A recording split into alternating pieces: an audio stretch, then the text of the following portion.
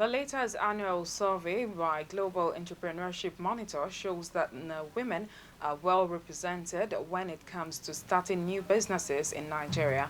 According to the survey, 41% of early-stage businesses are run by females as opposed to 39% of males. Despite this sharing statistics, women continue to lag behind men in getting access to financial products and services which they need to expand their businesses. To address this challenge, a Pan-African Women in Finance network group, New Faces, New Voices, has held a national roundtable in Abuja City to change the narrative. Clearview TV's Gloria Atta was there and now reports. These are key government representatives, professionals in the public, financial, economic and private sectors as well as business support organizations.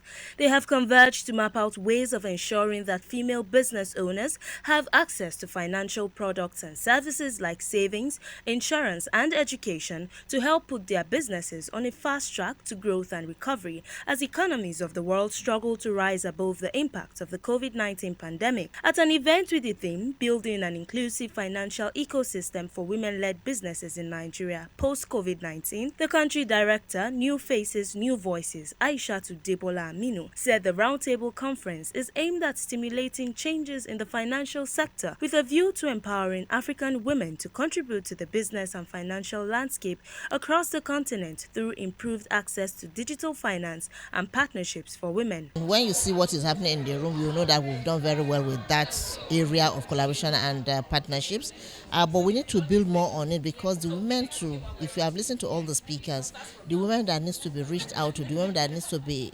capacitated are more than what one hand can handle.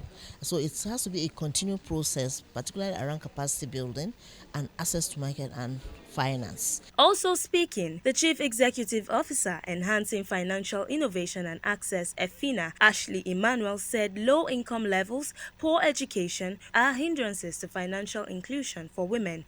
She, however, believes such challenges could be addressed through more systematic efforts such as economic empowerment, education and boosting trust in financial service providers. Yeah, digital financial services and technology is really important in closing the gender gap in financial access.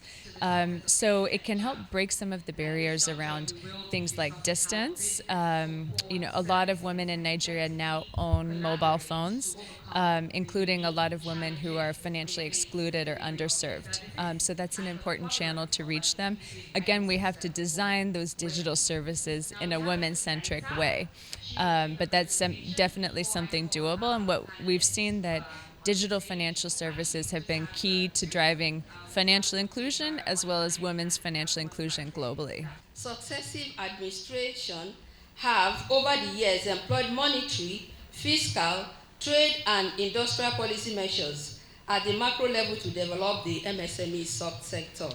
Now, some of these measures: number one is the establishment of the National Enterprise Development Program, NEDEP, in 2013 to provide loans, skills acquisition, entrepreneurship training, and business development service to business owners in Nigeria. The event, which was held under the auspices of the Gracia Michelle Trust, also featured presentation of goodwill messages, paper presentations, as well as panel discussions on issues, policies, and interventions aimed at providing better funding for female entrepreneurs in Nigeria.